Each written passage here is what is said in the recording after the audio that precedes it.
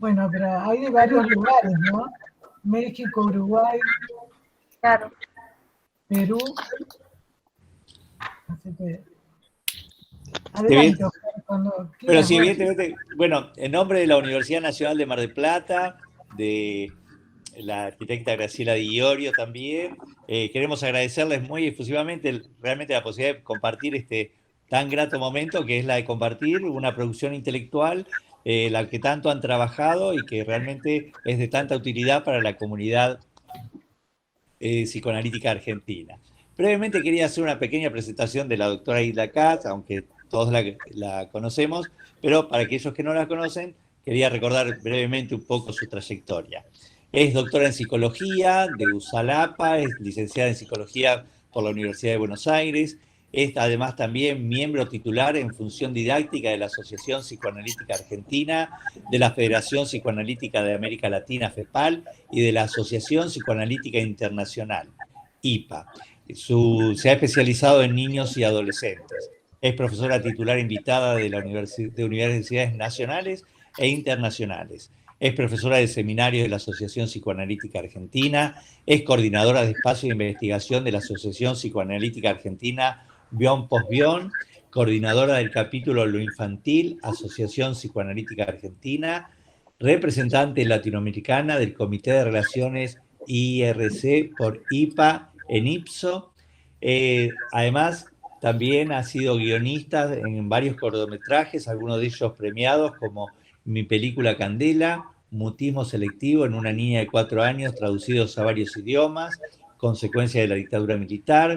Es co-guionista del cortometraje Crímenes Perfectos, del director Juan Lancilota, que trata las consecuencias de la dictadura militar en el psiquismo infantil, individual y colectivo. Esta obra se la puede consultar en YouTube. Es co-guionista del cortometraje Adulticidio, del director Juan Lancilota, que es la ideación suicida en la adolescencia, que también puede ser consultada en YouTube. Varios videos que ejemplifican el enfoque teórico clínico del juego de garabato de Winnicott, series sobre la pandemia de psicotomos, escritos en los que participaron colegas de la Argentina y del exterior, y entre sus últimas obras de los años 2021 y 2020 podemos señalar como más representativas el trabajo realizado por la doctora Katz y colaboradores, Psicoanálisis en Pandemia, Caos, Fronteras, Complejos, Horizontes Inciertos, del editor Ricardo Vergara, editado en Buenos Aires. También nos encontramos con otro trabajo de la doctora Katz y colaboradores, El virus muta, nosotros mutamos, una mirada psicoanalítica, también de Vergara Editores. Otro de los trabajos que también es del año 2020 es realizado con colaboradores, La pandemia y después una mirada psicoanalítica, también de Ricardo Vergara. Otro trabajo del año 2020 son las redes de lo humano, lo humano de las redes, trabajando en cuarentena y en post-cuarentena, también publicado por la editorial Vergara. Nos encontramos con otra obra del año 2020, una obra muy prolífica, ¿no? Durante el año 2020 son muchos los trabajos, bueno, y viendo un poco la trayectoria, realmente es una gran productora de material y sin duda todos estos de mucho interés. Trabajando en cuarentena y en post-cuarentena en épocas de la pandemia, transformaciones y variaciones. Otro trabajo del año 2020 es Psicoanálisis de niños y adolescentes trabajando en cuarentena en tiempos de la pandemia, editado por Ricardo Vergara. Y así podríamos seguir describiendo realmente una amplia trayectoria, pero nos parece más interesante que la doctora Kat pueda compartir lo trabajado y publicado en sus últimas obras con el resto de todos los que estamos aquí para compartir este grato momento. Ante todo, muchísimas gracias por este espacio, muchísimas gracias por todos los que están convocados acá y, digamos, para mí realmente es un honor poder presentar esta serie de libros en tiempos de pandemia, que ya estuvimos presentando, digamos, los dos primeros, pero que un poco les voy a hablar de los 5 en total y el sexto que está ahí en manos de Ricardo, que está ahí, lo tiene entre manos el sexto tomo. Y bueno, ante todo hay mucho ruido de fondo. ¿Se pueden apagar los micrófonos? Por favor. Bueno, gracias, sí, porque yo misma no puedo escuchar. Muchas gracias. Bueno, esta apocalíptica pandemia del COVID-19 realmente nos enfrentó a las pulsiones más primitivas, ¿no? Que impone el aislamiento y también al darwinismo al principio, ¿no? De una crisis sanitaria en el siglo XXI. Darwinismo en el sentido que medio la idea era, bueno, a veces era tal el desborde a que había que elegir quién se le ponía el respirador o no. En todo el mundo pasó esto, no en nuestro país, ¿no? Sino en todo el mundo. O sea que fue una crisis que tuvo consecuencias, por supuesto, que consideramos que tiene consecuencias, que las va a seguir teniendo, porque esto se sigue expresando 2, 3, 4 años, esto, digamos, como trauma individual, como trauma social y como trauma colectivo, ¿no? Esta serie de libros realmente es el resultado de un intenso intercambio que tuvimos entre colegas psicoanalistas del país y del exterior, como lo pueden ver acá, que empezó a partir de decretarse la cuarentena, ¿no? En un intento de hacer frente, como yo digo, de hacer frente a la pandemia, y con proyectos colectivos. Nosotros teníamos nuestros pioneros como Pillon Rivière, que decía que, digamos, en épocas de crisis es importante gestar proyectos colectivos para poder sostener la esperanza. Y también algo que quiero agregar, ya que hoy estuvieron hablando de autores, ¿no? Respetando la diversidad de enfoques teóricos. O sea, tratando de no partir de dogmas teóricos determinados, sino que una de las cosas que llama la atención en la serie de libros es la diversidad de enfoques teóricos de todos los colaboradores autores de los mismos, ¿no? Para ello, realmente contamos con la rica tradición de la Asociación Psicoanalítica Argentina, que incluye en esta serie a lo social en su interacción con el conflicto psíquico y que tiene en cuenta así la perspectiva de los pioneros de la escuela argentina como Racker, Pillon Rivière, Averasturi, Blecher, Baranger, Raskowski, Rodríguez, Raquel Soifer, entre otros, quienes promovían siempre puentes entre el mundo interno y el externo, esenciales para la conformación del campo analítico y su entorno, y que tanto nos ayudó en este momento tan crítico, un momento muy largo, ¿no? Como dice el libro de Silvina Bullrich, ¿no? Son antecesores que están presentes sosteniendo abordajes creativos, que apuestan a la fertilidad de los vínculos que tanto significaron también para el psicoanálisis latinoamericano, como estuvimos hablando antes, con una pluralidad de miradas que enriquece la percepción de los hechos en toda su complejidad.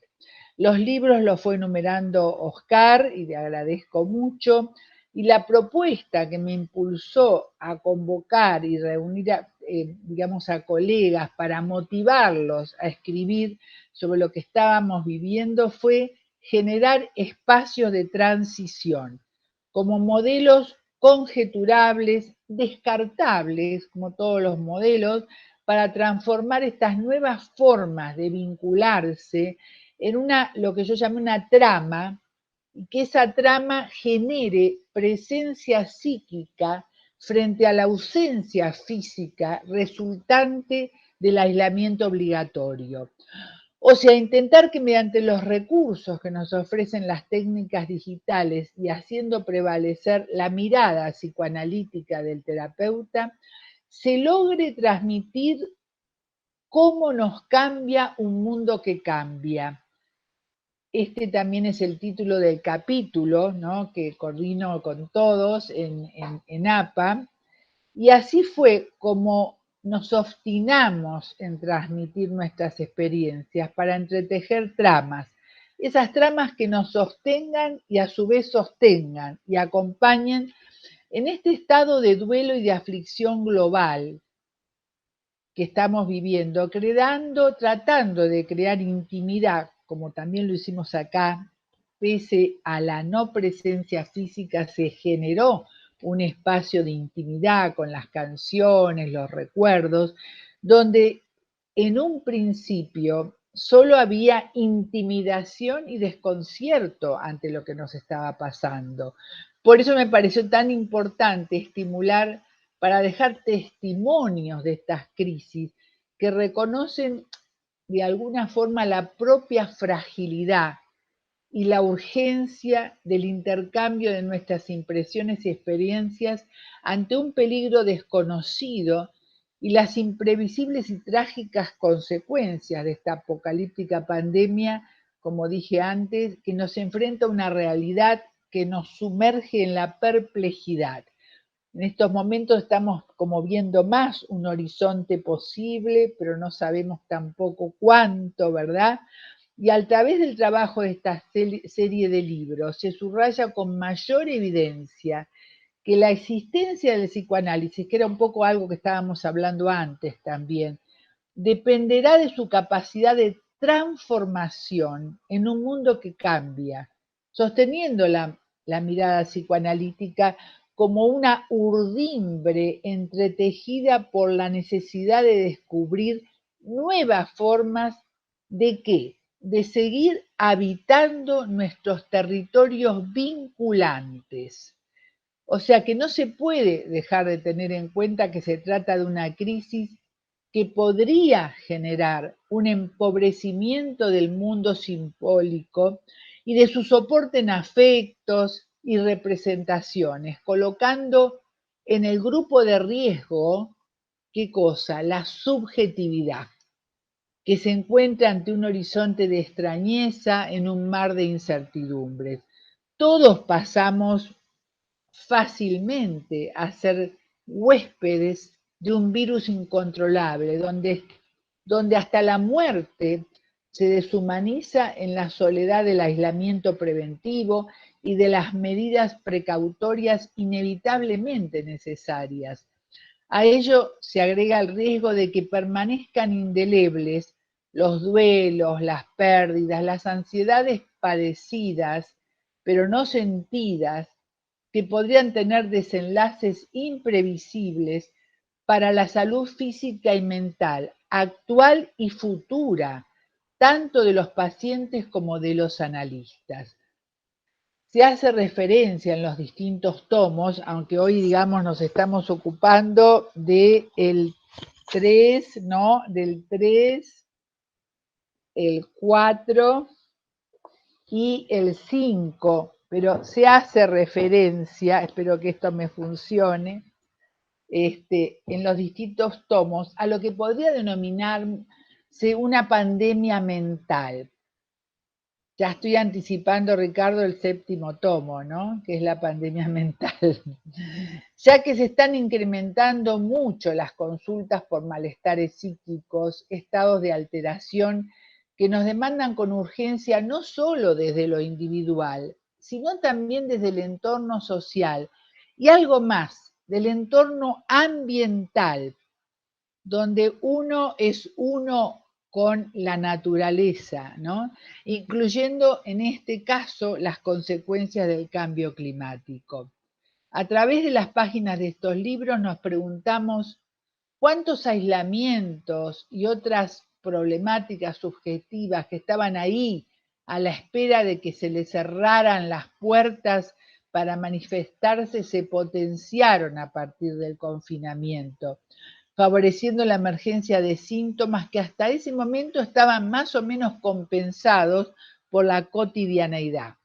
Se agravaron así aún más las presentaciones psicopatológicas que pueden llegar a extremos imprevisibles, como el incremento de las adicciones, los suicidios, las consultas por suicidio aumentaron muchísimo, los feminicidios y el abuso sexual infantil, como puede verse en los trabajos presentados a lo largo de esta serie de libros y sus diferentes abordajes nada sencillos en la virtualidad o en esas presentaciones que llamamos mixtas entre lo presencial y lo no presencial, ¿no?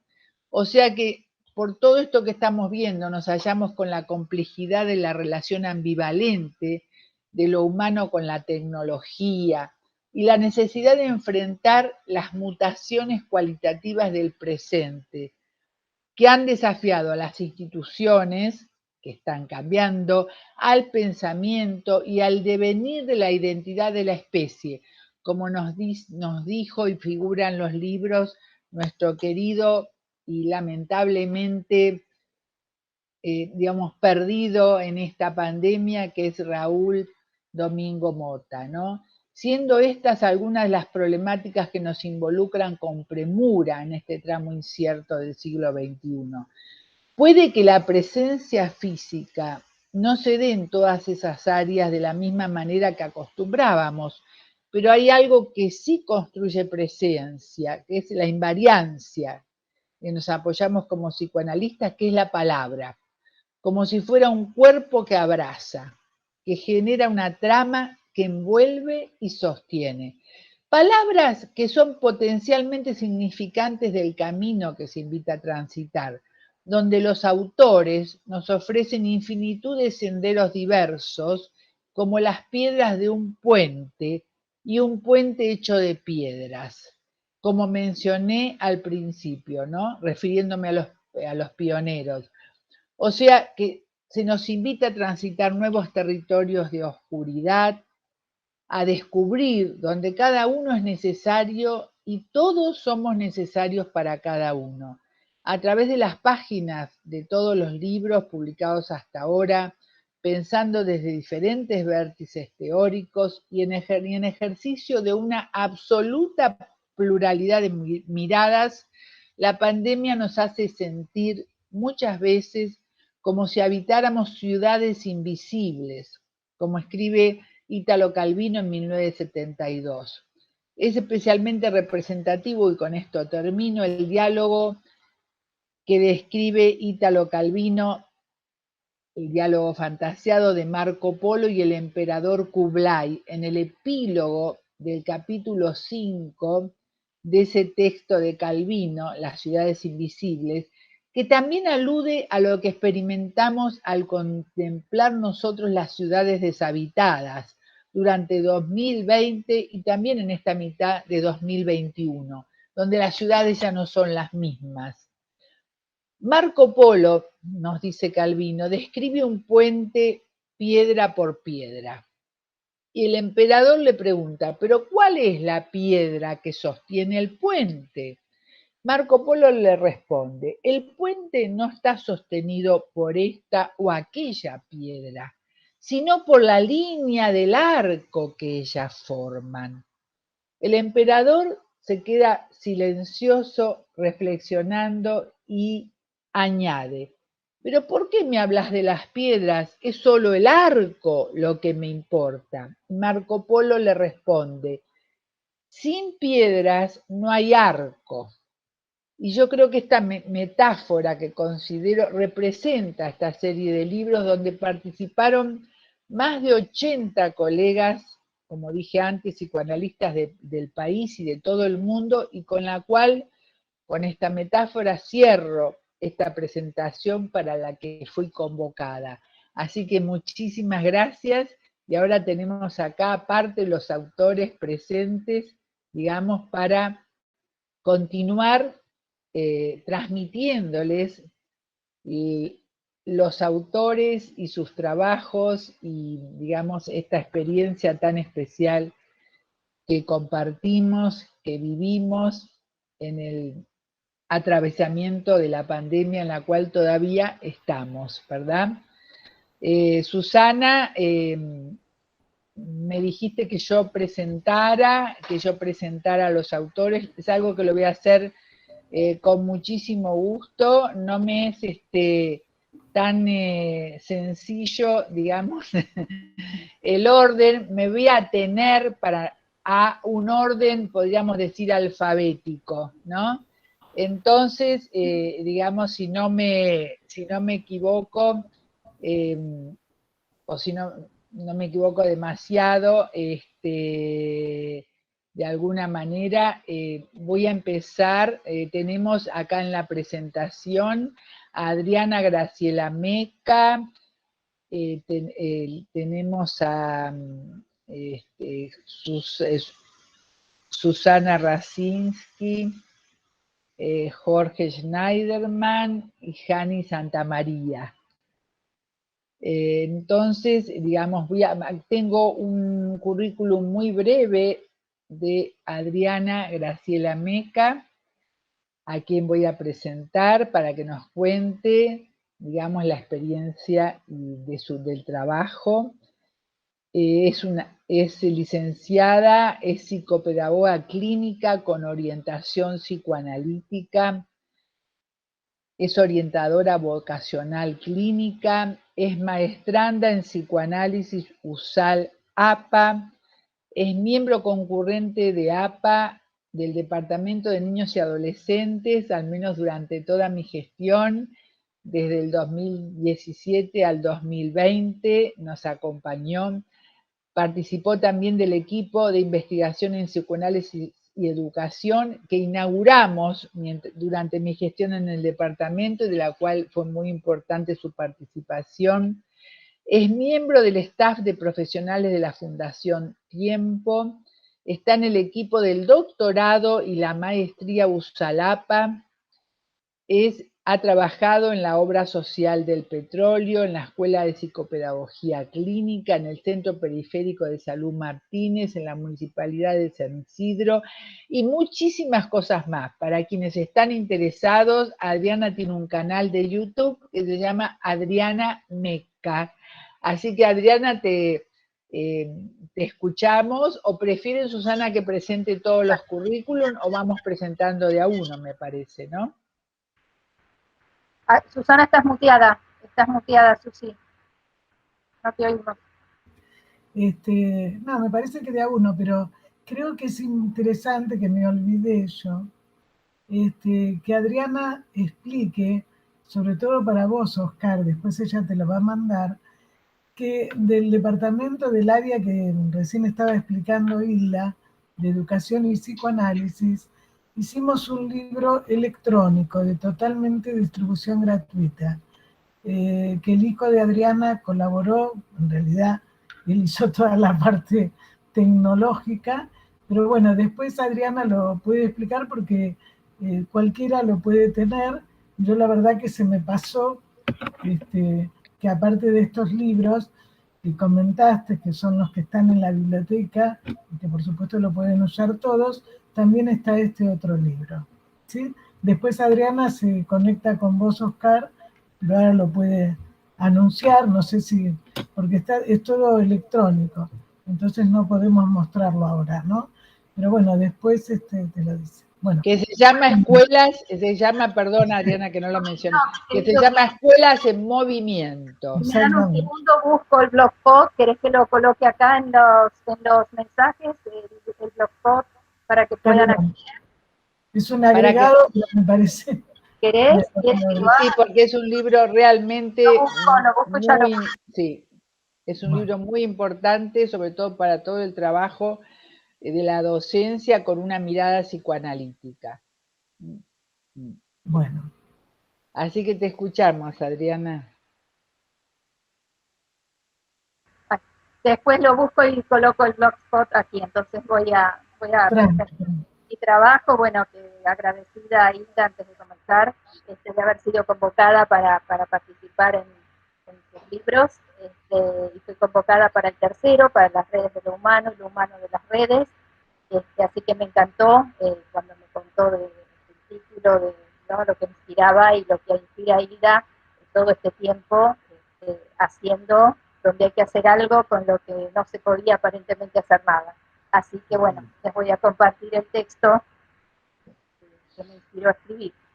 Lo titulé Malestar en la tecnología y una pandemia terminable e interminable. Cito dos frases, una que es de Freud, de 3 ensayos de teoría sexual de 1905, en donde dice: tía, háblame, tengo miedo porque está muy oscuro. Y la tía le respondía: ¿qué ganas con eso? De todos modos no puedes verme, porque el niño parece que era un vecino que se escuchaba que lo habían encerrado en una habitación oscura. Y el niño le decía: no importa, hay más luz cuando alguien habla. Y la otra frase que cito es de San Francisco de Asís, para comenzar el texto, en donde dice: donde haya oscuridad, ponga yo luz. Mientras la vida transcurre en el siglo XXI, más precisamente en el año 2020, una edad en la que el humano parece intentar alcanzar los más elevados y logrados dominios de casi todo lo que le compete como tal, y entre ellos la invención del símil de un cerebro humano, como es la tecnología computacional de la informática, ha emergido desde no se supo muy bien cómo ni de dónde una pandemia del virus nominado COVID-19, aparentemente letal y altamente contagioso. Ante semejante posible aniquilamiento, los sectores sociales dominantes se erigieron mancomunadamente en protectores de la salud de la población, para lo cual adoptaron el recurso del aislamiento físico y el del encierro en los respectivos hogares y viviendas, produciendo como corolario un desgarro del entramado social, un corte abrupto y altamente disruptivo al que los diferentes sectores de la población y grupos etarios debieron someterse. Al principio, como todo comienzo, se tenía la esperanza de que esas medidas de cuidado, pero también de un gran control externo, alcanzaran su fin en poco tiempo. Dado la falta de dominio sobre el virus y sus temidas consecuencias, dicho aislamiento no solo se prolongó casi por tiempo indeterminado, sino que se intensificó, provocando un profundo desasosiego ante lo terminable e interminable. Los sectores de la población activos laboralmente se encontraron impedidos de trabajar y de producir, además de la consecuente amenaza del decaimiento económico, como así también físico, encierro, aislamiento, decadencia, desesperanza, tristeza, duelos por el impas y las posibles pérdidas a las que quedaron expuestos, la angustia, las depresiones. Con tal panorama, los sectores con poder de dictar medidas ante la crisis parecían basar su preocupación y ocupación en los organismos, a los que me refiero con dicho término debido a que para devenir cuerpos deben poder ser representados por una mentalidad que los pueda pensar, que les otorgue algún sentido y que en forma integral y unida, mente-cuerpo, inteligencia y afecto, constituyan un sujeto, sujetado a un lenguaje que lo hace humano y lo trasciende, lo excede. Un mundo significado por la función significante que deja marca y a la vez crea sentido, o a veces no alcanza, pero que por su regla, en dicha función, el automatón no se detiene, no cesa de escribir o por lo menos de intentarlo. Así la función simbólica tan propia de lo humano necesita de un espacio inmaterial para poder escribir, al menos símbolos significantes, en el intento de dar algún sentido, una interpretación subjetiva, propia, original, para intentar dominar la naturaleza que siempre frustra, que se escapa de la significación total, que no se la puede aprehender totalmente. Tan así que aunque el hombre casi obsesionadamente no cese de intentarlo y le dé nombre para ejercer sobre ella cierto control, aunque utilice variedades significantes como letras, guiones y números, el virus avanza en una continuidad ininterrumpida y no cesa de presentar batalla, dejando un resto que provoca un desenlace que amenaza con el punto final. En medio de la crisis presentada y ante la incertidumbre emergente, se comenzó a hacer invención, creación y también recreación de con qué posibilidades se contaba para poder mantener los lazos construidos hasta el momento y tan necesarios para sustentarse en el entramado social. Es ahí donde cobra protagonismo como vedette de la crisis la tecnología informática y la comunicación a distancia, permitiendo todo tipo de expresión, producción y hasta cierto punto elaboración afectiva de los lazos interrumpidos en la supuesta distancia a la que fuimos sometidos en el recurso del aislamiento. Lo virtual, lo inmanente, tan inmanejable a veces, exceptuando a los expertos en el tema, y como tal, tan temido por los peligros adictivos que algunos le adjudicaban, ahora puso de manifiesto su poder de gran otro, lugar simbólico, casi por excelencia, de los significantes. El sujeto, constituido por los significantes que lo significan y a los que está sujetado, pero también que utiliza para dar algún sentido al mundo que lo circunda y a las cosas que dejarán de ser tales en cuanto esos significantes las signifiquen, las marquen, las nombren, y así puedan serle representadas en su realidad psíquica, crea, a través de las palabras, que en su entramado simbólico constituyen historia, narrativa, texto y textura, la letra.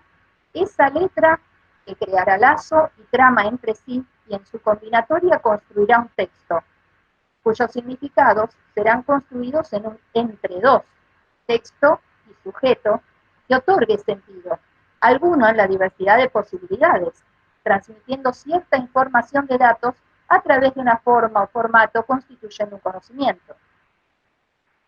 Así, a través de la informática pudimos seguir construyendo lazo, enlazándonos a través de nuestras producciones, el trabajo, la creación, el amor que nos une, haciendo lo que amamos y amando lo que hacemos. Ya lo dijo el maestro Freud en 1926, en la entrevista que le hiciera a Viereck cuando le preguntó sobre el concepto de salud en el ser humano, y respondió muy sucintamente: un sujeto capaz de amar y trabajar. El aparente malestar en la tecnología, cuando parecía ser que era considerada como un exceso, ahora, en la crisis, permite cierto bienestar en los lazos, pues los ha posibilitado ampliamente. La inmanencia de la virtualidad pareciera constituir el de ser, el espacio que hace hueco para significantes que constituyen un sujeto que les dará significado, tejiendo una trama que construye alrededor de eso, aquello sin nombre que nos excede, que queda por fuera de lo humano, imposible de dominar, que provoca un malestar en los lazos, que amenaza con interrumpirlos, con distanciarlos, con cortarlos, con finalizarlos. Pues hay aquello ante lo que nos quedamos sin palabras que lo puedan nombrar, ante lo que el automatón de la cadena significante se frisa, se detiene, ante lo ominoso, lo traumático, lo indominable, lo inabarcable, lo imposible de dar significado, sentido, escritura, palabras, que faltan, que no hay, y ahí el agujero de lo imposible que angustia, que paraliza, que desespera. ¿Qué hacer ante lo disruptivo? O paralizarnos y condenarnos a perecer, o hacer algo con eso, ello, aquello que irrumpe, arrasa y es desconocido, ante lo que nos amenaza hasta congelarnos y nos deja perplejos, que nos inhibe, nos encierra y nos aterra. Los sectores de poder parecieran haber adoptado lo primero. En cambio, lo humano, que da sentido a la trama significante, eso que no poseen las máquinas computadoras que parecen imponer el imaginario de la omnipotencia y la completud, tan veloces porque buscan por identidad de signos y símbolos, pero que carecen de lo humano. Eso que tiene la capacidad de otorgar un sentido y siente. Eso que en la configuración de las palabras las excede y va más allá, bastante como para construir historia, narrativa que tenga significado. Eso que da sentido al deseo y a la vida misma. Lo humano que hace lazo y crea la transferencia entre humanos, que en un acto de deseo y amor permite el roce de inconscientes en el acto analítico, que hace que seamos recibidos y reconocidos en el acto de la palabra, que nos envuelve y nos aloja, porque otorga sentido. Ese que nos permite ser vistos, mirados y escuchados, por, en y para el otro. Ese enlace que en su multiplicidad forma redes, tramas y entramados, que solo puede darse entre almas, psiques. Ahí emerge en un aquí y ahora eso, ello, tan propio de lo humano y el lenguaje, que hace que trascienda toda aparente distancia, pantallas, píxeles y programas, pues las máquinas son automatones que no cesan de hacer lo que pueden y con límites, para lo que poseen órdenes significadas a través de casi jeroglíficos, comandos, así los denominan en el lenguaje informático. En cambio, lo humano y su lenguaje, hasta casi un poco más allá de lo simbólico, hace lazo con lo humano, con el otro humano que habla la misma lengua, la de los afectos, que nos hacen tales por definición como seres vivos, que nos enreda y nos enlaza afectivamente, grupalmente, que me recuerda a un comentario de Freud en 1905 respecto de un niño que había sido encerrado a oscuras en su cuarto y le gritaba a su tía que estaba afuera: tía, háblame por favor, que cuando lo haces hay más luz. Pues el alma, las almas se iluminan en el encuentro, en el enlace amoroso. La máquina no entiende, no comprende, está incapacitada para extraer sentido, no interpreta, no siente, no enlaza. En su automatismo, solo puede buscar por identidad y decodificar órdenes, escritas por los ingenieros que programan los sistemas que le darán operatividad y consistencia, en un lenguaje formal, de matemas o fórmulas constituidas por símbolos discretos como números, letras y operadores algorítmicos. Será el usuario que aportará lo humano, el sentido, la interpretación, la inteligencia y el afecto, lo que el mismo humano no ha podido reproducir en ningún símil mecánico, porque eso es lo que nos anima, nos da vida y movimiento, el juego e interjuego entre lo conceptual y lo afectivo, y entre ellos en sí mismos. Es ese movimiento humano que, no cesando de escribir y del azar y enlazarse, crea una trama que otorga protección, comprensión, unidad y sostenimiento, creando afectos, construyendo vínculos, produciendo juntos y dejando marca, haciendo historia. Durante esta pandemia larga, difícil, angustiante, que pareciera interminable, y que de acuerdo con la manera de estar al transitarla, aprenderemos tal vez, pues la posibilidad se nos brinda, que lo humano no es solo la razón, la inteligencia y los cuerpos, que lo material es solo un aspecto de la existencia. Lo que le da vida y nos la da es algo mucho más poderoso, que nos une en lazos que hacen otro cuerpo de tipo virtual, invisible, que lo podremos reconocer por sus efectos, como decía Freud, que constituye un entramado producido por lo que nos mantiene unidos, trasciende cualquier frontera, y también la de las pantallas. Adriana. Eros, ya termino, Eros, Sí. el lazo afectivo y amoroso que hace que en la unión, en el encuentro, podamos seguir escribiendo a través del discurso, la narrativa, que al otorgarle sentido sintiéndonos, nos permite seguir construyendo, pensando, amando y haciendo más lazo, más vida, más texto. Háblame, hay más luz cuando alguien habla. Pero en 1905. Gracias, Adriana. Perdón porque Yani hay diferencia de horario y tiene que ir a atender. Por eso, vamos a tratar de... Yani, bueno, presenta la voz, Silda. Ah, sí. Muchísimas gracias a Adriana, muy buen trabajo. Y es complicado. Sí, y bueno, ahora tenemos como invitada a mi querida amiga de hace muchos años. Bueno, yo conocí, digamos, a sus padres, la hijé. La hijé a Hani, bueno, le hemos pedido un currículum breve. Hani Santamaría Linares es psicoanalista didacta de niños y adolescentes de la Asociación Psicoanalítica Mexicana, es representante latinoamericana del board de la Asociación Psicoanalítica Internacional de la IPA en el periodo 2019-2021, es representante latinoamericana electa del board de la Asociación Psicoanalítica Internacional en el periodo 2021-2023. Es representante latinoamericana del Comité de Nominaciones de IPA, pertenece al International Advisor Committee of the Routledge Wilfred Bion Study Series. Es miembro es Chair of the International Bion Conference, Mexico City 2022. Ahí tenemos que estar, ¿eh? Voy con toda la orquesta. Es representante latinoamericana del Comité de Nominaciones de IPA. Es miembro del Comité Internacional de Lengua Castellana.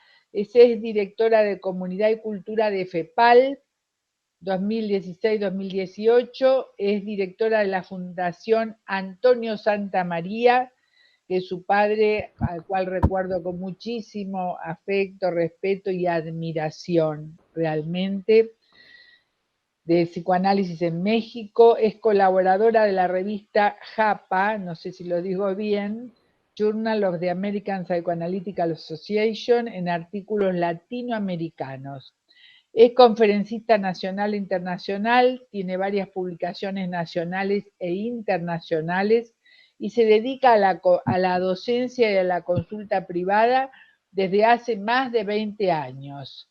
Bueno, bienvenida, Jani, es un placer que estés con nosotros, compartir este momento. Sabemos que es el esfuerzo que es para todos, así que te escuchamos. Muchas gracias, es un gusto enorme estar con ustedes hoy. Agradezco la invitación, el cariño, el cual es recíproco. Y yo, más que leer, digamos, cada uno de los trabajos, tengo el gusto que me han invitado a participar en el tomo 3, en el tomo 4, en el tomo 5 y en el 6. Entonces yo le digo a Hilda que tiene que ir haciendo más espacio para sus obras completas, solamente le faltan un poquito más. Anda preparándote para el 7 ya. Pero el 6 lo estoy esperando todavía, ¿eh? No, está en el horno, por eso es que tengo que retirarme antes, porque está en el horno.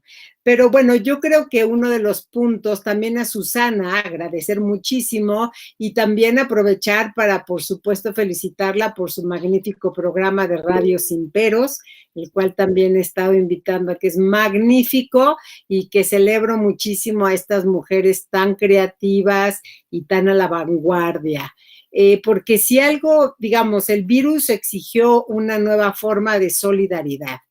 Sí. Pienso que estos tomos de Hilda son una prueba de eso, el programa de Susana y otras actividades que sé que también hacen. Entonces, a mí me parece importante, yo el título de mis 3 trabajos, y el cuarto les digo ahora, es Momentos clínicos y cesuras en la experiencia del COVID-19, fue el primero. El segundo es El temor al derrumbe como esperanza, una paradoja en la clínica.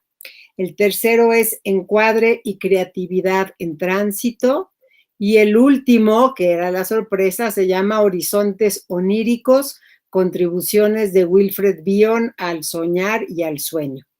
Entonces, yo, digamos, me interesó la idea de aplicar, digamos, de escribir estos trabajos pensados en la clínica, porque el reto que la situación analítica presenta, tanto para el analista como para el analizando, es cómo mantener una estructurada y adecuada psique en funcionamiento frente a una adversa, dolorosa y traumática realidad como la que estamos viviendo.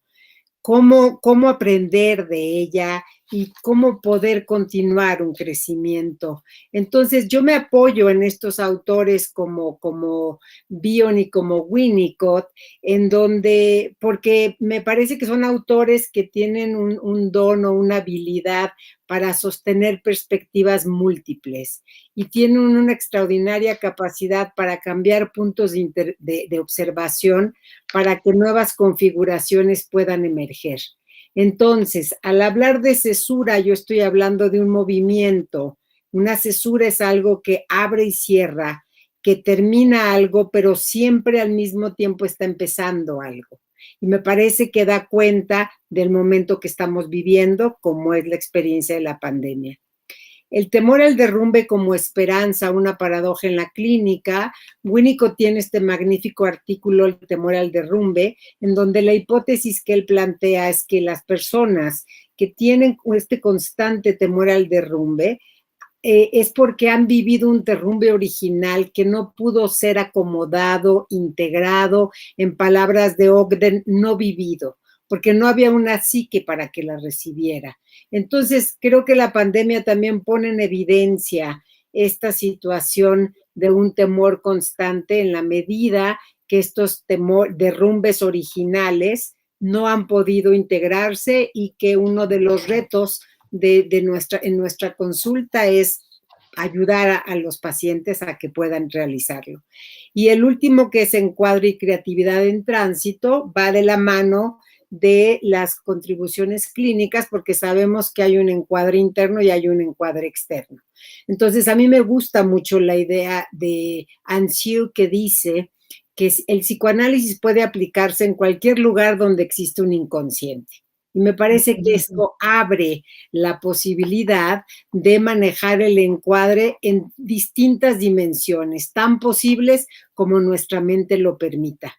Y el último que es Horizontes Oníricos, que va del tema que, como Hilda señaló, del Congreso Internacional de Bion, que es Dimensiones Oníricas de la mente.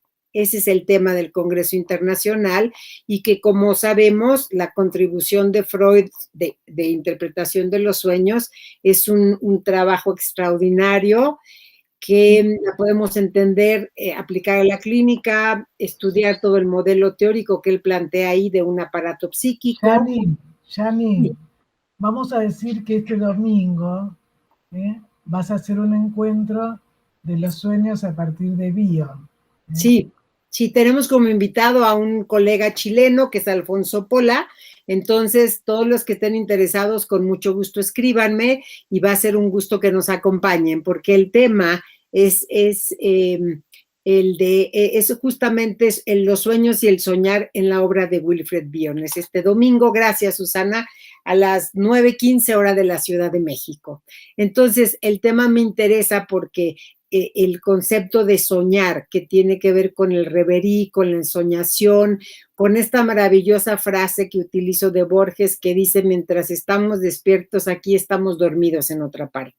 Entonces, el planteamiento en general es que nuestra mente está creando todo el tiempo y generando significado, y en la medida que podamos contribuir al movimiento emocional en cualquiera de nuestros pacientes, estamos creando significados y potencialidades de vida que son muy importantes.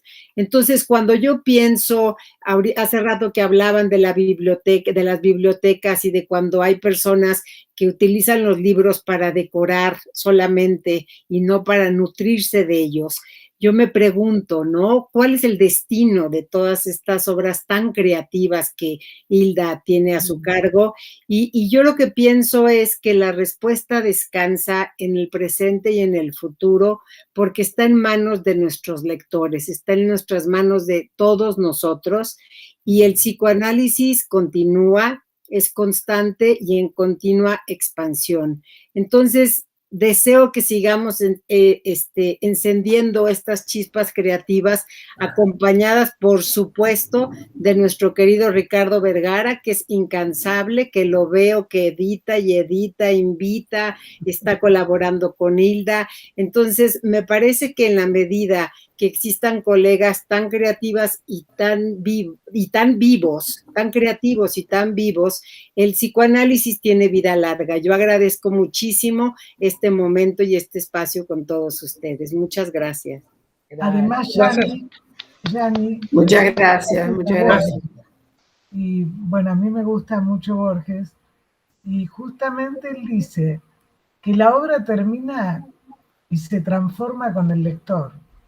Entonces, justamente la variedad de autores, de corrientes teóricas, los abordajes que hemos tenido, los 80 que hemos participado o más, ¿no? Hace que también la gente pueda también comunicarse con cualquiera de los autores, que Hilda no lo dijo, pero es así, donde los lectores pueden comunicarse pueden transformar, como nos pasa a nosotros cuando leemos algo.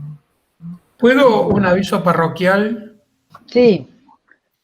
Lo que dijo Jani, con Hilda lo hemos previsto y no queremos que los libros rojos estén de adornos en las bibliotecas. Por eso hemos hecho toda la colección de libros en ebook, así que no van a tener posibilidad de ponerlos de adorno. Es un estilo de los libros que hacemos con Hilda. A todos los autores pedirles un currículum, a veces abreviado, otras veces no tanto, y al final de todos que pongan su mail para que los posibles lectores puedan interrelacionarse. Así que, sí, exactamente. y bueno, con respecto a los libros, están en varias librerías y tenemos también toda la colección en ebooks. Y ahora estamos sacando de a uno en Amazon para la gente del exterior. Cualquier cosa me pueden llamar a mí, yo les paso los links. Después Susana les dará, si quieren oírla, mi celular. Muchísimas gracias. Magnífico. Gracias. Sí, sí. Gracias, Janine. Gracias a ustedes. Y acorde a los tiempos, ¿no?, que vivimos, o sea que fantástico. Muchas gracias, Ricardo. Bueno, la verdad que estamos todos muy emocionados con lo que escuchamos y también con esta, digamos, esta divulgación tan siglo XXI, ¿no?, que habló Ricardo, ¿no?, que es a través de ebook, a través de Amazon, ¿no?, es decir, cómo eso se va expandiendo. Pero ahora, digamos, vamos a escuchar a la licenciada Susana Rasinski. Pero vamos a dejar partir a Yani, que tiene que perdón, por eso, Yani. muchísimas gracias, les agradezco muchísimo y continuamos. Sí, Jani, continuamos. Bye, un abrazo a todos. Y continuamos trabajando, ¿no? Es decir, por supuesto que sí, a eso voy ahorita. Okay. Ojo, bye. Ojo. Muchísimas gracias, Jani. Gracias a ustedes, gracias. Bye. Bueno, la tenemos a la licenciada Susana Rasinski, también una gran colaboradora y gestora de todo este proyecto. Es licenciada en Psicología, licenciada en Ciencias de la Educación, es perito psicólogo, es miembro adherente de APA, es ex jefa de Psicopedagogía en Salud Mental de Mar del Plata, ex docente de la Universidad Nacional de Mar del Plata, es profesora de seminarios y cursos en Mar del Plata y en Buenos Aires, docente en APA, Grupo de Investigación, Psicoanálisis y Educación del Departamento de Niños y Adolescentes, que digamos que pudimos compartirlo en este periodo. Es docente en CPPL Lima, Perú. Te invito a que hagas la descripción porque siempre, ¿no?, el Centro de Psicoterapia está Dafne por ahí, Centro del CEN ha sido docente en cursos, en seminarios extracurriculares en el Centro de Psicoterapia Psicoanalítica de Lima. Gracias. Es colaboradora del Departamento de Niños y Adolescentes de la Asociación Psicoanalítica de APA, Argentina. Es terapeuta del Centro Racker de APA, es docente en el curso Taller de Psicoanálisis y Educación del Centro de Estudios de APA, es coautora en Psicoanálisis de Niños y Adolescentes. En realidad, Susana es coautora de todos los libros que hemos publicado, ¿no? El Psicoanálisis de Niños y Adolescentes en esta pandemia, Trabajo en Cuarentena, y los puedo ir mostrando, digamos, ¿no? Es decir, los puedo ir mostrando, se pueden ir mostrando. Estos son los que están en la biblioteca, ¿eh?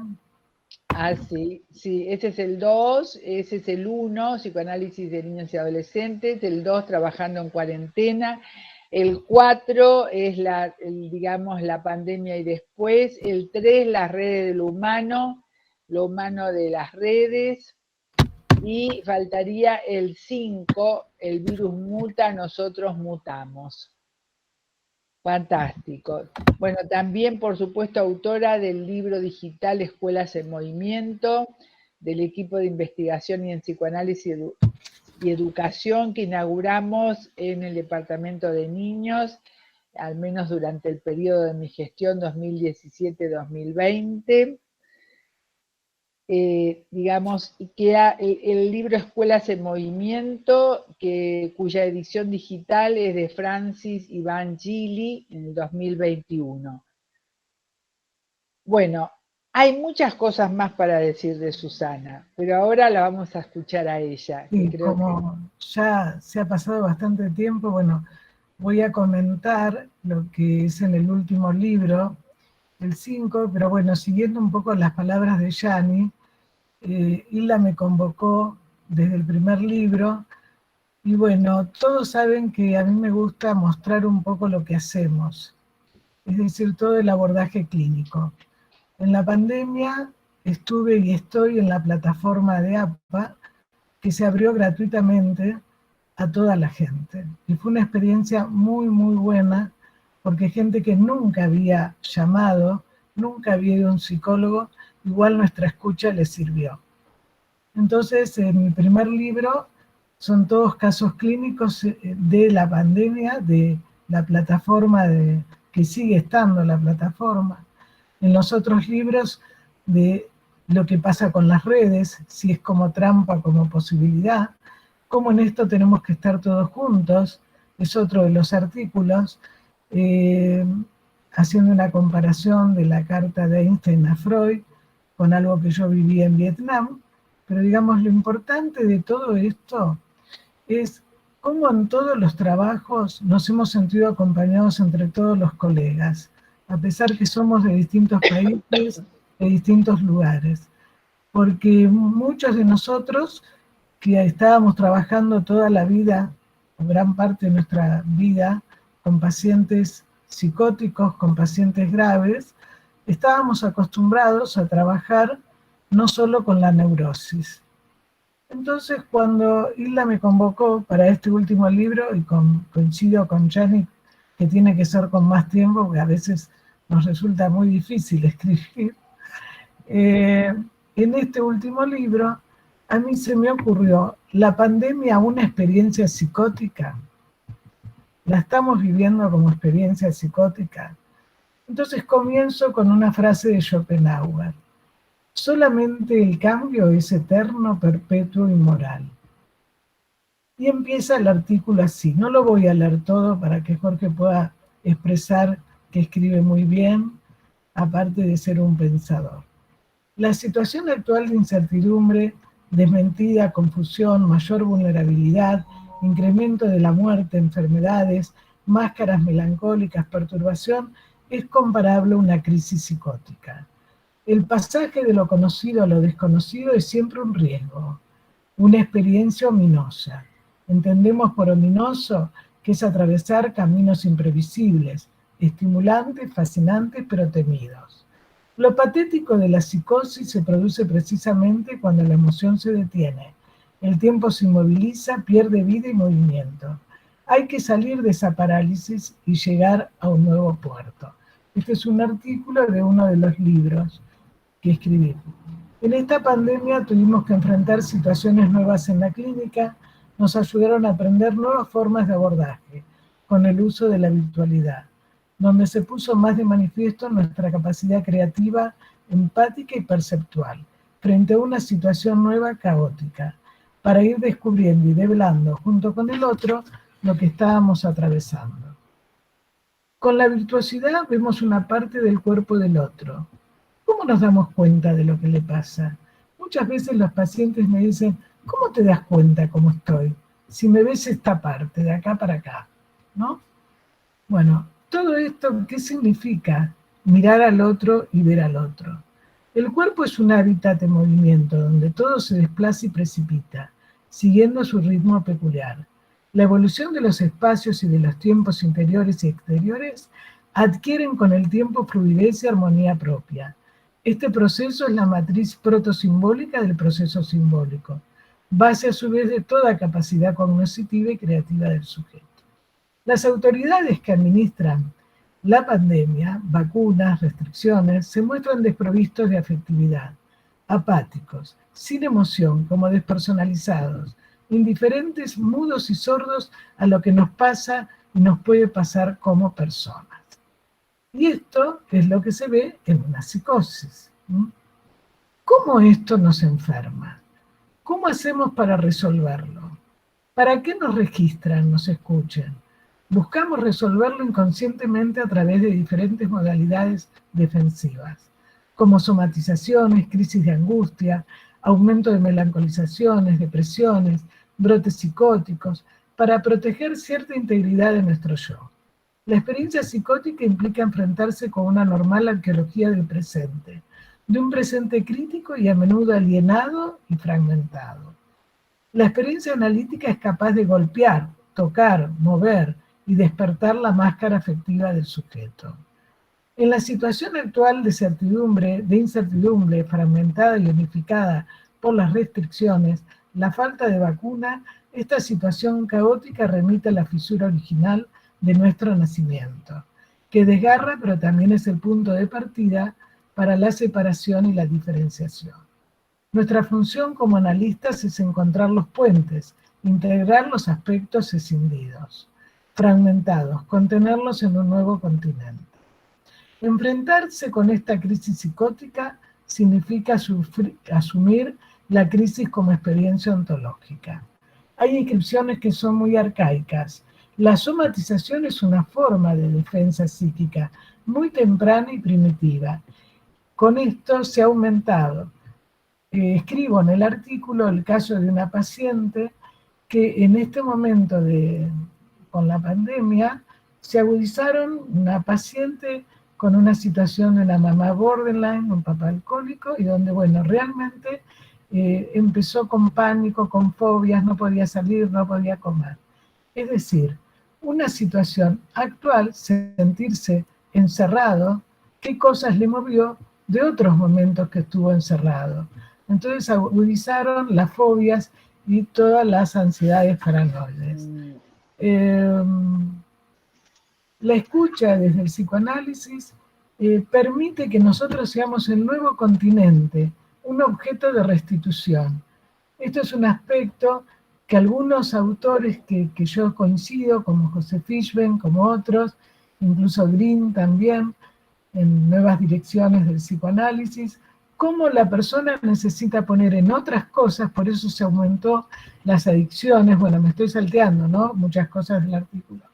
Las adicciones,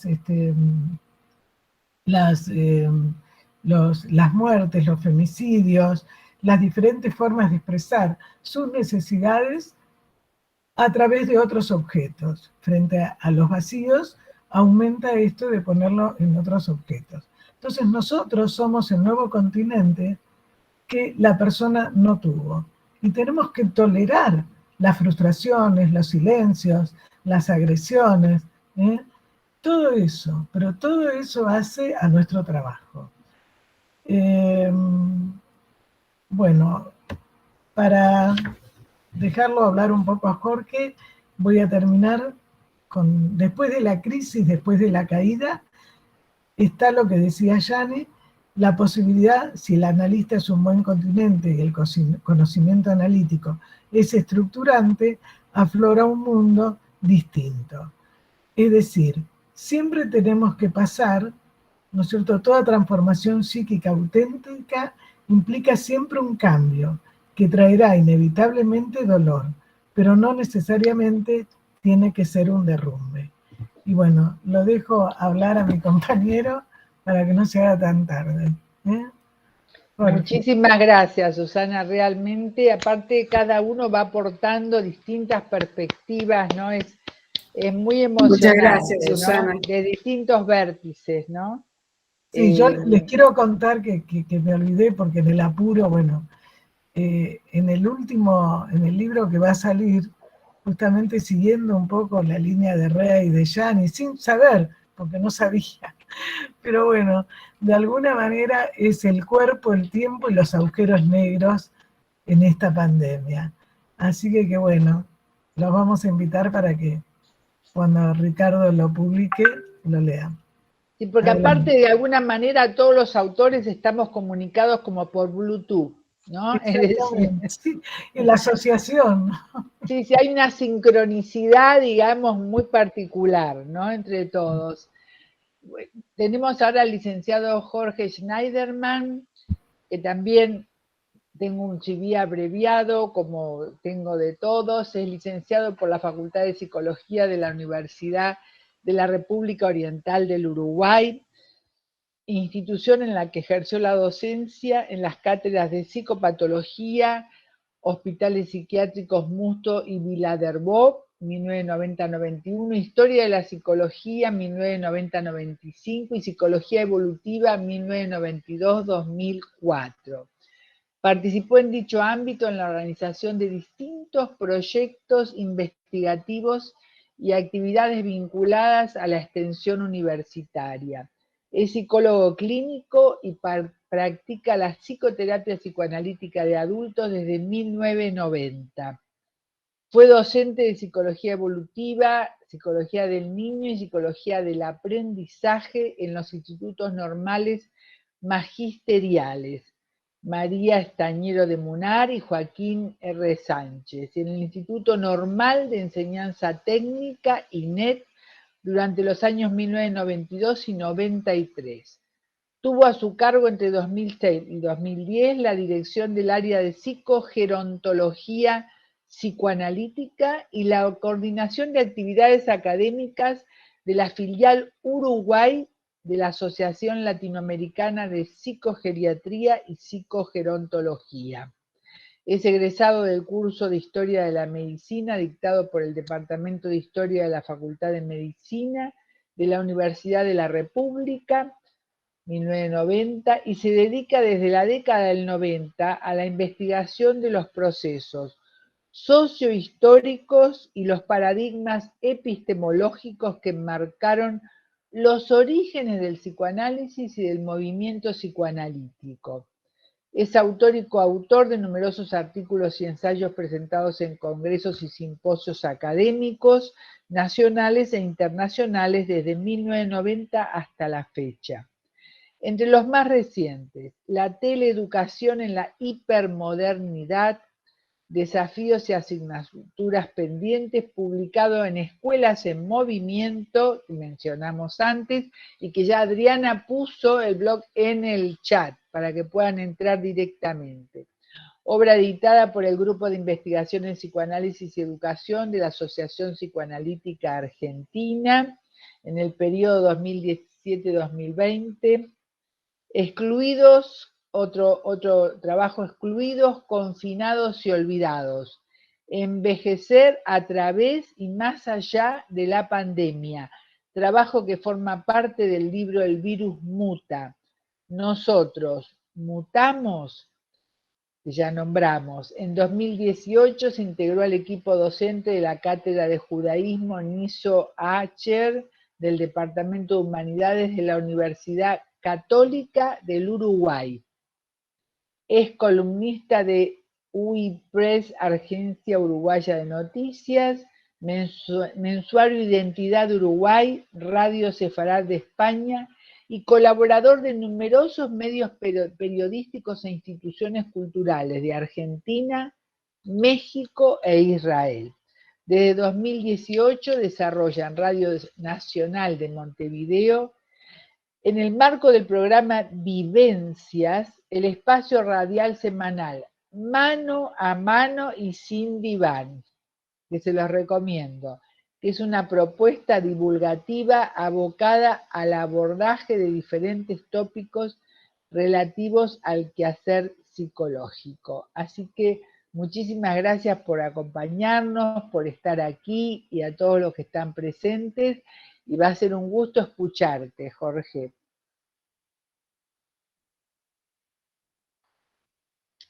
Estás muteado, Jorge, estás muteado.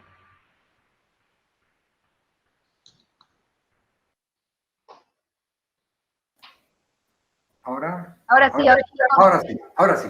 Bueno, muchísimas gracias, Hilda, En lo personal, me resulta sumamente grato comparecer hoy ante ustedes en el marco de este encuentro académico organizado por la biblioteca de esta alta casa de estudios. La presentación de un libro es en sí un hecho a destacar, un hecho a celebrar, pero esta noche son 3 los textos, los cuales forman parte de una serie diligentemente coordinada por la doctora Hilda Katz, quien comprendió, sin lugar a dudas, de manera magnífica los aportes de más de 80 profesionales que desde distintos bastiones del psicoanálisis han testimoniado las marcas que sobre su praxis ha dejado esta crisis apenas paragonable, podríamos decir, a la que sacudió al mundo hace un siglo a instancias de la mal llamada gripe española. El libro es una de las herramientas más maravillosas creadas por el hombre, sin lugar a dudas. Del mismo modo que solemos decir que somos el aire que respiramos, el silencio bueno que a veces sostenemos cuando es preciso, el alimento que ingerimos y los vínculos que establecemos, también somos los libros que leemos. El mismísimo Sigmund Freud estableció desde su más temprana infancia un romance que perduró hasta el momento de su muerte. Hace unos días conmemoramos justamente 82 años de la partida del creador del psicoanálisis. Horas antes de partir hacia la eternidad, fíjense, se disponía a culminar la lectura de La piel de Zapa, una fantástica novela de Honorato de Balzac. Su fáustico deseo de conocimiento lo llevó a recorrer las obras de los principales escultores de la literatura universal y bien podemos aseverar, sin que nos tiemble el pulso, que Sigmund Freud fue indudablemente una de las plumas más prodigiosas del pasado siglo. De hecho, en alguna oportunidad fue nominado al Premio Nobel de Literatura, infructuosamente, del mismo modo que en las 11 oportunidades que fue postulado para el Nobel de Medicina. Avatares de esos tiempos, sin lugar a dudas, a Freud poco y nada le importó, al igual que a Borges, ¿no? Creo que el gran galardón se lo dio el tiempo, la historia y quienes supieron valorar su obra, ¿no? Estamos en el marco de una biblioteca y yo entiendo que desde el momento en que Gutenberg irrumpió en 1453 con la invención de la imprenta, poniendo fin a la larga noche medieval en la que el saber era monopolio de pocos y el frustrado anhelo de muchos, bueno, y hasta nuestros días, el libro ha sido el gran revulsivo y agente transformador por excelencia. Yendo al motivo que justifica hoy aquí mi presencia, les cuento que cuando Hilda tuvo la deferencia de invitarme a escribir un trabajo para el tomo 5, pensé en un tema cuya relevancia trasciende, por supuesto, los márgenes de esta crisis sanitaria. Se trata de la situación de millones de adultos mayores que, más allá de estar expuestos a los propios avatares de la edad, suelen ser cada vez más invisibilizados por esta sociedad adolescentizada y colonizada por el consumismo. Le di en llamar excluidos, olvidados y confinados a este trabajo, ¿no? Envejecer a través y más allá de la pandemia. En Uruguay les cuento la instalación de residenciales para ancianos, algo que ha sido, digamos, una constante. Progresivamente se ha incrementado el número de dichos establecimientos. En su inmensa mayoría podemos definirlos como apartados de los estándares asistenciales adecuados y se ha tornado, podríamos decir, que moneda corriente tomar esto más que nada como un negocio. La pandemia descorrió una vez más el telón a una preocupante realidad ostensiblemente desatendida por las autoridades competentes y a la vez legitimada por quienes a la postre optan a sabiendas o irreflexivamente por depositar a sus mayores en esta clase de establecimientos. la consabida falta de idoneidad y o escrúpulos de quienes, bueno, a menudo ven en esta actividad simplemente, como decíamos, la oportunidad de obtener pingües ganancias, en fin, prescindiendo incluso de la contratación de profesionales y personal debidamente calificados, se ha vuelto una constante y todo ello se trasunta, sin lugar a dudas, en una imposibilidad, ¿no? En la imposibilidad de cubrir competentemente las necesidades nutricionales, sanitarias y recreativas de los residentes. Son relativamente pocas las casas de salud, así es como se les denomina aquí, que garantizan el cabal cumplimiento de tales exigencias, así como también considerablemente onerosas para el grueso de la población.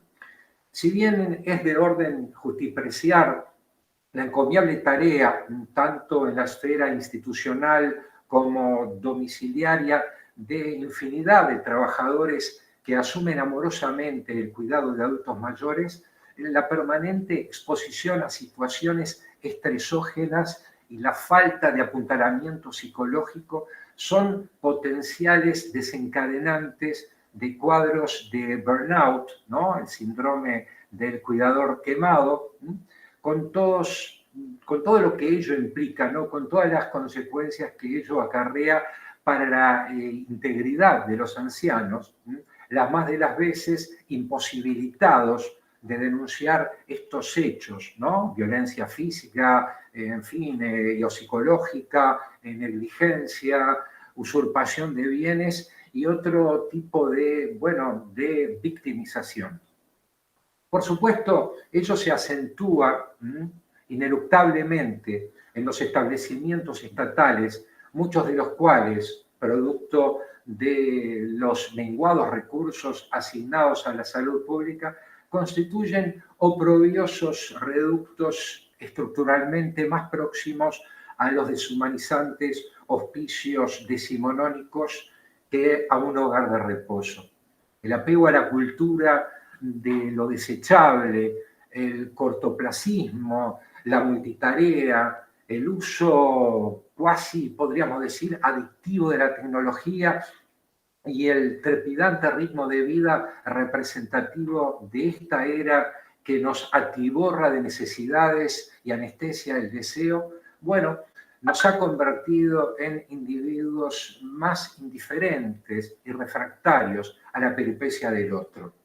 La pandemia desembozó como nunca el relegamiento que padece el adulto mayor en el seno de esta sociedad decididamente dispuesta a arrojar su dignidad a las fauces del consumismo, convertida ilusamente, ¿no? Ilusamente en una especie como de escenario donde la felicidad parecería ser un camino que nos conduce hacia las puertas de una tienda y que el dinero es algo así como una suerte de panacea capaz de exorcizar o transmutar alquímicamente los malestares del alma.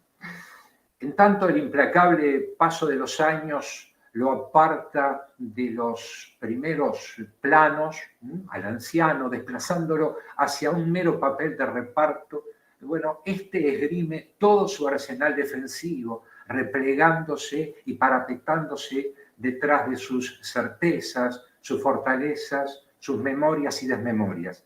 Reivindicar el derecho del adulto mayor a ser visibilizado, escuchado, elegir, desarrollar autonomías y por ende a apropiarse de este tiempo del cual ha sido laborioso constructor, constituye uno de los grandes desafíos, una de las grandes asignaturas pendientes de la sociedad contemporánea.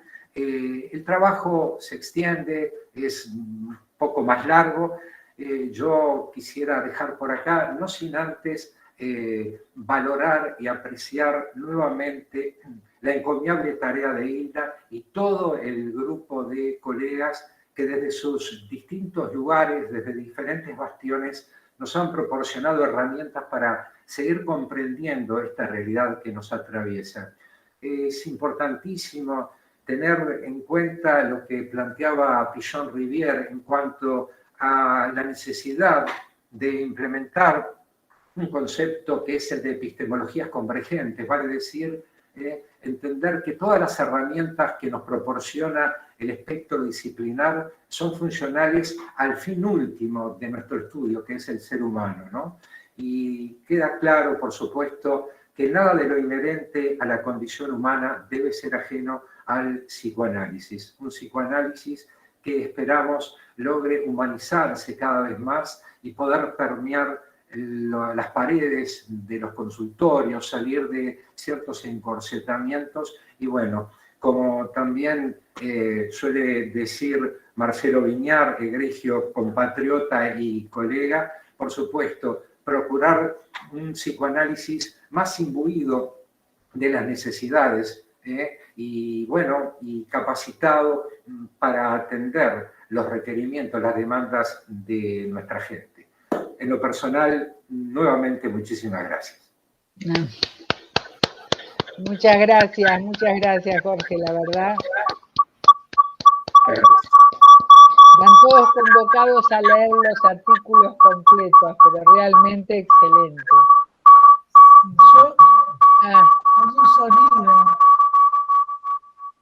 Hay un sonido, no sé. ¿Qué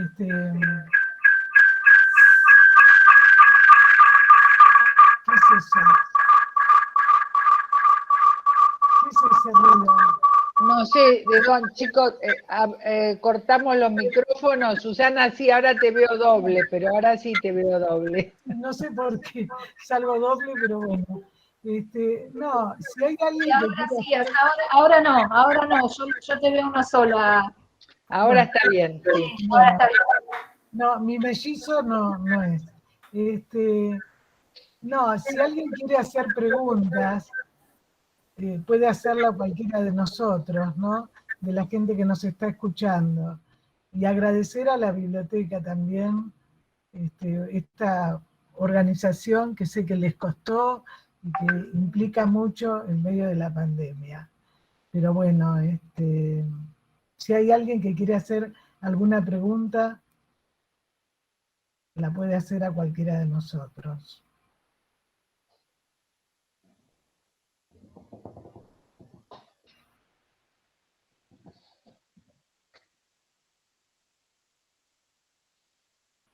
Bueno, tal vez están todos muy cansados, en realidad. Es tarde, sí. A lo mejor también van a surgir muchos interrogantes que van a poder de alguna manera encontrar algún tipo de respuesta en los libros, ¿no? Y en la importancia, ¿no?, que todos señalaron respecto a los libros. Yo quería decir algo, ¿puede ser, Hilda? Sí, que siempre está trabajando para no... Es difícil hablar después de Jorge, ¿no? Porque sí. Él realmente sabe hablar. Exactamente. Es un placer escucharlo.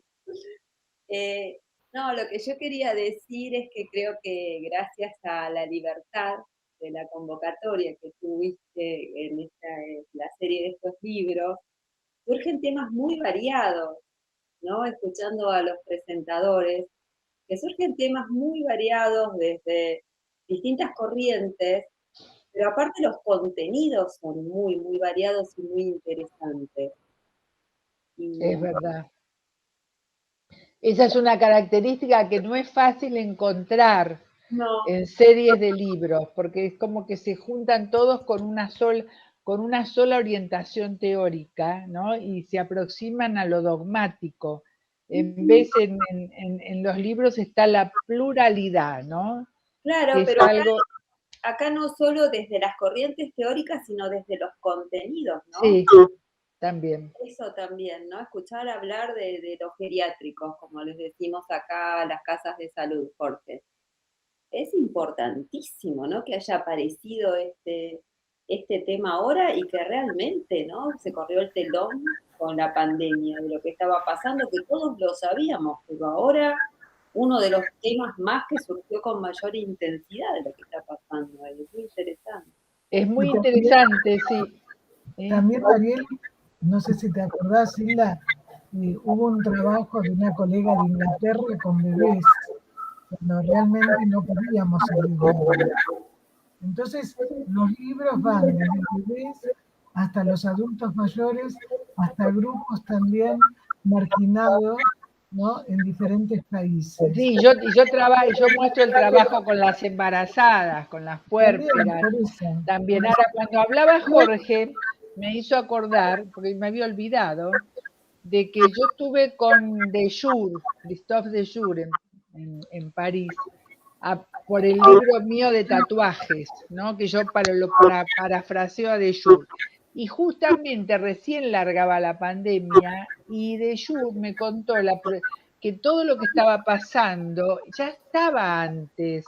Y me habló de los geriátricos en Francia y del maltrato permanente, digamos, a las personas mayores, que estaba totalmente silenciado, y me habló muchísimo de ese tema y de muchas crueldades que no quiero reproducir acá, y que él de alguna manera las estaba trabajando, ¿no? Es decir, entonces cuando lo escucho a Jorge, me acordé, ¿no?, de que para mí fue una sorpresa que Dejour relacionaba lo del virus respecto a que en principio tomaba el grupo de riesgo, que eran los mayores, y él lo relacionaba con que siempre fueron un grupo de riesgo por el grado de desvalimiento y desamparo, que también Jorge expresa en el artículo que publicó en el libro, ¿no?, en uno de nuestros libros. Y recién pude hacer la relación al escucharlo, me acordé de ese diálogo, fue un diálogo personal, ¿no? La situación de los ancianos,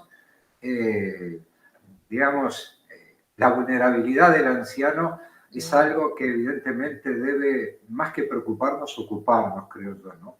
La implementación de políticas de Estado, diría yo, que trasciendan lo que pueden ser los esfuerzos de tal o cual grupo político o grupo de poder. Yo creo que deberíamos elevarlo a la condición de imperativo categórico kantiano, en cuanto a que todos deberíamos anhelar brindar a nuestros mayores, porque todos con suerte llegaremos a hacerlo, o de hecho ya estamos ahí transitando rumbo a ese momento, y no nos olvidemos que de aquí en más las generaciones, la gente que están haciendo ahora seguramente van a poder vivir 100 o más años, ¿no? Seguramente. Por lo tanto, debemos desde ya tener una actitud preventivo-precautoria que nos habilite justamente a una adecuada gestión de lo que es el proceso de envejecimiento para poder arribar a la vejez de una manera saludable, ¿no? Y cuando digo saludable, no solo extender cuantitativamente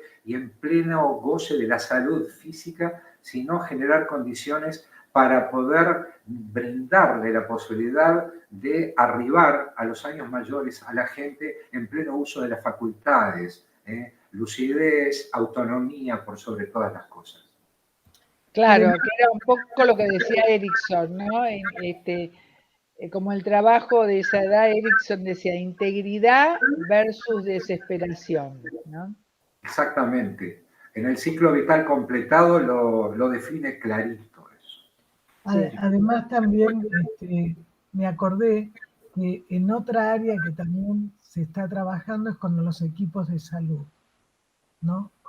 Es decir, donde también que estuvieron en esta pandemia y que se olvidó, generalmente los estados, claro, cuántos enfermeros médicos se murieron y pidieron la ayuda nuestra. Es decir, donde realmente el psicoanálisis, siguiendo a Pontalís, a Green, a muchos autores que ya estaban hablando del psicoanálisis contemporáneo, muchos siguen creyendo, la gente común, que todavía el psicoanálisis sigue siendo para neurosis nada más y el diván, y no es así, ¿no? Es decir, el aspecto antropológico es muy importante, y esto en los libros se muestra. Porque Y esto antes también, de claro, haber participado de trabajo. en el trabajo que presentó en uno de nuestros libros, Mariel, ¿no? Justamente es un psicoanálisis fuera del diván, ¿no? Y es un psicoanálisis que trasciende lo individual, ¿no? Y abarca, en el caso que ella presentó, y cómo ella rescata toda una situación de un grupo familiar, de una historia transgeneracional a través de varias generaciones, ¿no?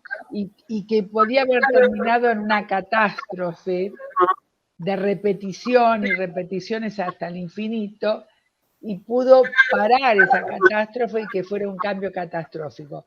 No quiero contar, no quiero espoliar el artículo, Mariel, pero si querés decir algo, podés decirlo. Pero vos sabés que tiene que ver con lo que estaba pensando del transcurrir en la serie de los libros, que cuando empezamos a escribir, cuando empiezan en el número 1, se empieza a escribir sobre cómo vamos a hacer ahora, ¿no? ¿Cómo es posible? Si es posible por la invariancia, por el... Y después, en la medida que va transcurriendo los libros, vemos que no solo es posible, sino que nos permite llegar a personas que de otras maneras no hubiéramos llegado, o ellos no hubieran podido pedir ayuda, que tiene que ver con el caso de esta chiquita embarazada, que es lo que de 14 años, un adolescente, que bueno, el cual yo escribí, que está planteando Hilda.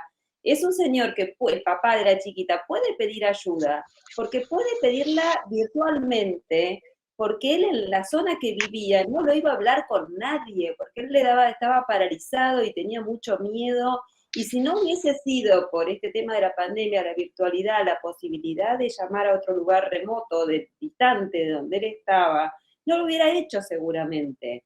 Y quizás no hubiera ido presencialmente tampoco a ver a un profesional pedir ayuda. Entonces esto, ahora estamos viendo, bueno, cosas que no tenemos, pero cosas nuevas que se han ganado, que son interesantísimas. Mismo cosas que aparecen en los tratamientos, ¿no? De esto de de entrar, entre comillas, en la casa de los chicos, de que aparezca el padre, que lo rete delante nuestro. Yo he ido viendo esto, la transformación de lo que había sido al principio un desafío de cómo vamos a hacer, es cómo lo hicimos y todo lo que se ha ganado también con esta forma nueva de trabajo. No, y justamente en el trabajo que vos presentás, la importancia de la mirada psicoanalítica que corta, intercepta una repetición sin fin a través de varias generaciones. Eso fue muy, muy importante, y que se pudo sostener la mirada lejos, mano a mano y sin diván, como dice Jorge, ¿no? Claro, a mí lo que me gustó, yo quería presentarlo este trabajo, porque lo que vi, lo que vivencié fue cómo la escucha psicoanalítica puede operar en un momento de emergencia, y en una entrevista uno puede producir efectos y resultados, ¿no? Bueno, teniendo en cuenta dónde escucha y qué es lo que escucha. Por eso yo dije que en la plataforma de APA, Hilda se va a acordar de un chiquito que no comía. Sí. Un tratamiento. Fueron 4 entrevistas que yo trabajé, nada más él llamó a la plataforma gratuita y bueno, no podía, o sea, el tema es cómo podemos operar si somos abiertos nosotros. Claro. Que la gente no tenga miedo a acercarse al psicoanálisis, porque el tema es que tienen la imagen, ¿no es cierto?, del dogma, que puede haber algunos colegas que se quedaron en eso, pero eso es no entender lo que es el psicoanálisis, ¿no? No, y también poderse adaptar al momento, ¿no? Esta capacidad ahora de poder entrar y salir. Uno está trabajando con un depresivo y por ahí tiene que ayudarlo a armar un organigrama diario. A ver, mira, te muestro mi Google Calendar, mostrame el tuyo, y si ponemos una hora de salir a caminar, y después salimos y lo podemos escuchar, y podemos escuchar su infancia, y podemos marcar algún significante por el que puede seguir, pero quizás tenemos que volver a agarrarlo en otro momento, ¿no? Y poder tener esta flexibilidad de entrar y salir, de escuchar, operar, intervenir, construir. Bueno, yo creo que aprendí mucho también con esta pandemia. Sí, que es lo que decía también Adriana, ¿no? de alguna forma significantes que hacen lazo y que dejan marca. Sí. Ya sea una vez, ya sea dos, no importa, pero esa vez es un momento sagrado, ¿no? Donde, digamos, el significante hace lazo y deja marca. Eso me pareció muy, y eso nos invita a repensar muchas cosas, ¿no? Respecto a nuestra tarea profesional. Del momento sagrado, como decía Winnicott, ¿no? Del encuentro. Más allá de que realmente se haya podido ayudar, pero sí de encontrarse con alguien con disponibilidad para ayudar. Eso lo enfatizó Winnicott y Bion con mucha fuerza. Y en esto estamos, acá hemos puesto disponibilidad para poder, digamos, aprender de la experiencia, de esta experiencia tan dolorosa también y con tanta muerte, ¿no? Y también tanta vida que se trató de recuperar, las dos cosas, ¿no?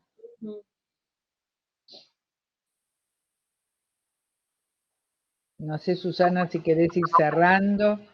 No, yo les agradezco a todos por acompañarme y bueno, a la universidad, que bueno, como dijo una persona que no conozco, que le interesó mucho y que se va a contactar con los libros en la biblioteca, lo cual me parece, bueno, el mejor broche para cerrar esto, ¿no? En el chat. Y bueno, y después agradecer a todos, porque la verdad que los que son de otros países es un esfuerzo muy grande, pero bueno, la idea era que vieran la diversidad de los artículos, de los lugares, y bueno, y la que empuja todo esto es la. Así que bueno, gracias Oscar y gracias Graciela. Yo me siento muy apoyada en el empuje. Muchas gracias Oscar y Graciela por todo este esfuerzo, Norma. Muchísimas Ariel gracias. también nos está acompañando de la biblioteca. Sí, muchas gracias. Está grabando. No, y bueno, después nos van a dar la grabación. Gracias a todos los que estuvieron. Bueno. Muchas gracias por tanta calidez. Bueno, gracias a ustedes. Gracias. Hasta la próxima. Buenas noches, gracias. Hasta el próximo libro. Sí, ahí está. Voy a trabajar, ahora me voy a trabajar. Ah, bueno. Hasta la próxima. Hasta la próxima. Chao, chao, chao. Hasta luego. Chao, chao.